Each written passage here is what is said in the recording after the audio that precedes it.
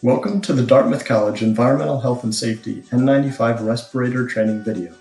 Today we'll be looking at what you need to do before wearing an N95 and how to safely wear, take off, and store your respirator.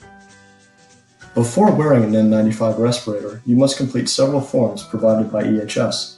The first form is called Appendix A, Medical Questionnaire and Cover Sheet, and this document is meant to show a physician if you are physically healthy enough to wear a respirator.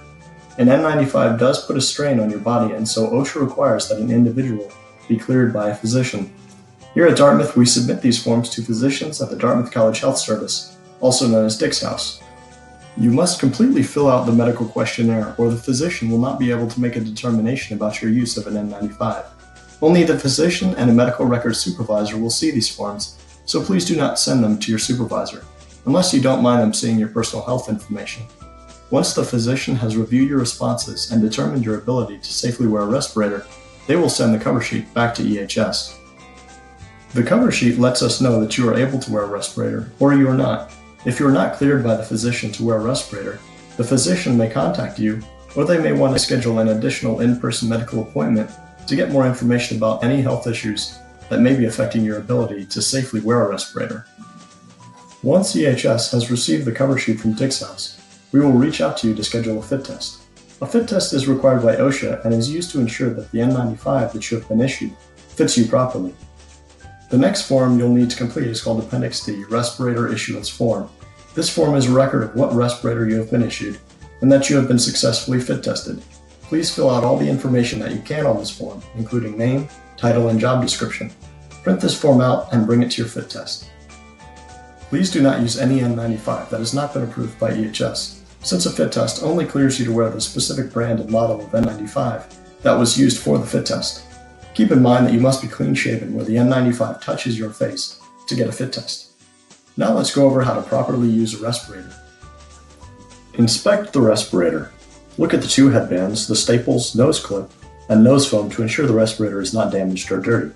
Keep in mind that the staples do not affect the effectiveness of the N95, but should be inspected for signs of damage. You must complete this inspection before each time you wear a respirator.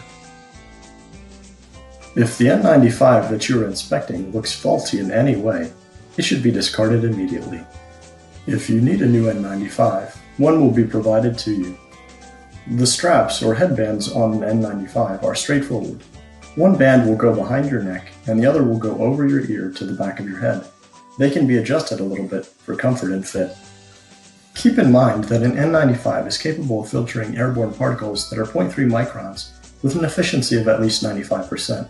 It is not meant to be used for any application involving airborne oils and cannot protect you from chemical vapors or oxygen-deficient atmospheres. So make sure to use your N95 only for the application it's been approved for. When you are using an N95 to enter any isolate or quarantine residence halls, you should discard the N95 when you leave that area. If you're using an N95 for other purposes, you should discuss a change-out schedule with the EHS staff member who fit tests you. If you are storing an N95 for future use, you should keep it in a breathable bag to protect it from damage and dust accumulation. This is not applicable for N95s used for protection from coronavirus. The next step is to don or put on the respirator. Open the packaging and hold it with the straps facing upward. Place the bottom strap under the bottom panel next to the warning statement. Fully open the top and bottom panels, bending the nosepiece around your thumb at the center of the foam. Ensure the bottom panel is completely open. Place the N95 on your face so that the foam rests on your nose and the bottom panel sits underneath your chin.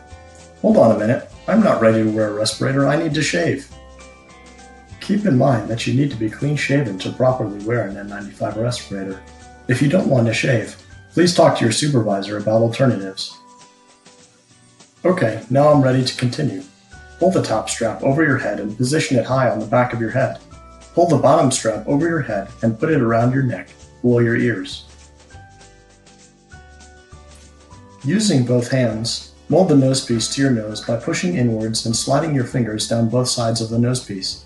Make sure you use two hands to do this. Don't just pinch it, because that could deform the nosepiece. Perform a user seal check by covering the middle panel with one or both hands. Inhale and exhale sharply. If air leaks around the nose, readjust the nosepiece. If air leaks around the edges, adjust the panels and straps. If you cannot get a proper fit, speak with your supervisor, Contact EHS, and do not enter the contaminated area until you have a respirator that fits properly. Make sure to perform a user seal check before each use of an N95. The last step is to take off the N95 after your work has been completed. Usually you would place your hand over the front part of the mask to hold it in place, then pull the bottom strap over your head. Then, still holding the respirator in place, you'd pull the top strap over your head and remove the respirator. However, you do not want to touch the outside of the respirator with your bare hands in case it has been contaminated with coronavirus. Pull the bottom strap over your head, then carefully pull the top strap off your head, ensuring not to touch the front of the respirator. Discard the respirator, and as with all PPE, wash your hands thoroughly after removal. Well folks, that wraps it up for this N95 training video. Thank you for watching, and remember, if you have any questions about wearing your N95 safely, please contact EHS.